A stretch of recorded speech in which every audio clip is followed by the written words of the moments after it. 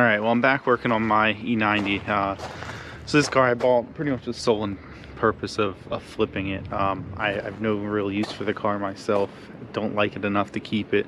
So I just plan to fix it the rest of the way and throw it up for sale. Oil leak that it had, I solved that pretty quickly. Essentially it was just the O-ring for the oil filter cap. It's pushed up a groove of where it was supposed to be.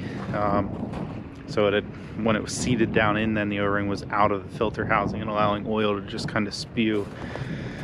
So changed the oil, put a new filter in, pressure washed the engine bay to get all the oil that had sprayed over everything off. The oil, the alternator was soaked. Serpentine belt is still soaked in oil, so I bought a new one of those that I need to put on. Otherwise the car is a fault for rear brake pads, at least the sensor anyway. So for the price of pads and the sensor, I just bought both, so I've got to do those. Serpentine belt, and really it's down to just getting the car cleaned up.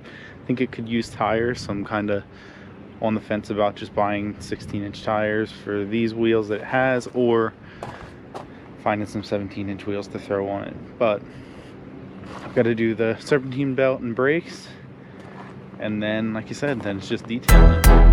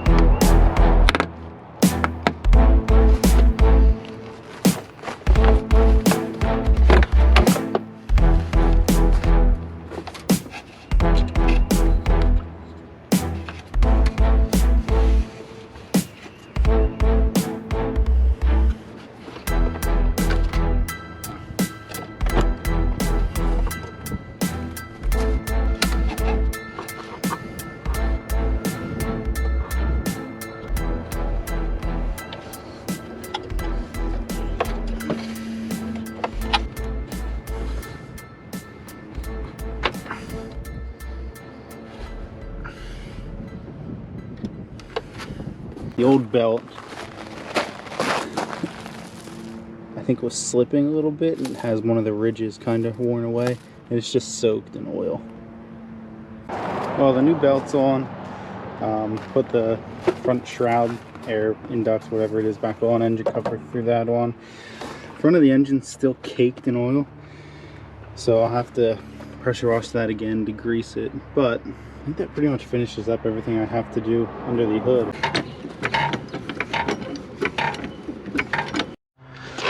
When I pulled this apart, I immediately found the issue with the brake light, anyway, and the fault.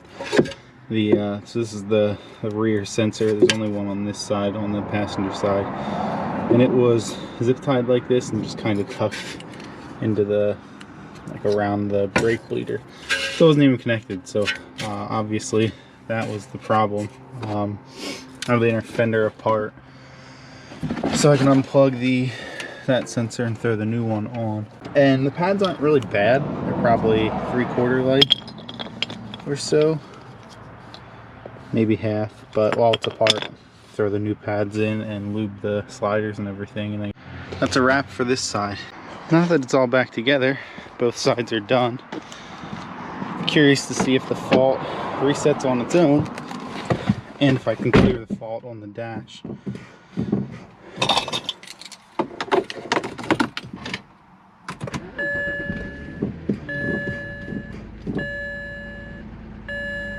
The fault's still there on the dash. Let me take it down the road and see if it changes.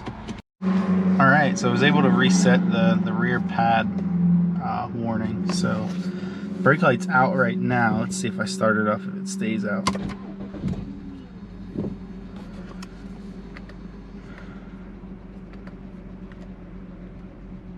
Awesome. No warnings on the dash anymore. This thing's almost good to go.